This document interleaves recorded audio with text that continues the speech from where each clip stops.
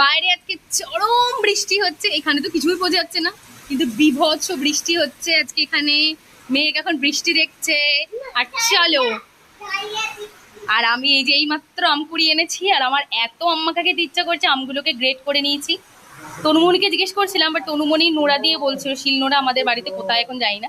তো আমি গ্রেট করে নিয়ে একটু লবণ লঙ্কা দিয়ে ডলে, এখন কার কার ইচ্ছা করছে বলো এই ওয়েদারে আম্মা খা। কারেন্ট তো যথারীতি আমাদের এখানে নেই, তো এমার্জেন্সি লাইটটা জ্বালিয়ে দিয়েছি। আর আমি এখন আম্মাকা বানিয়েছি। আমার এত ইচ্ছা করছে যে আমার আর কালকের জন্য ওয়েট করতে পারলাম না। তো কার কার আম্মাকা ভালো লাগে আমাকে বলো। আমার তো মানে ভালো লাগে না, বাট আমার হয় না যে প্রচুর ইচ্ছা করছে খেতে।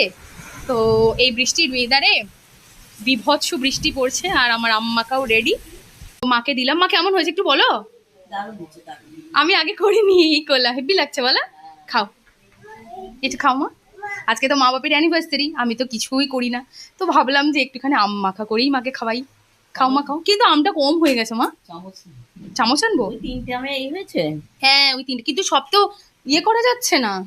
ওই আরেকজন গুছাচ্ছে। বাবা তোমাকে গুছাতে হবে না, আমি গুছিয়ে দেবো তোমার ব্যাগ। থাক থাক,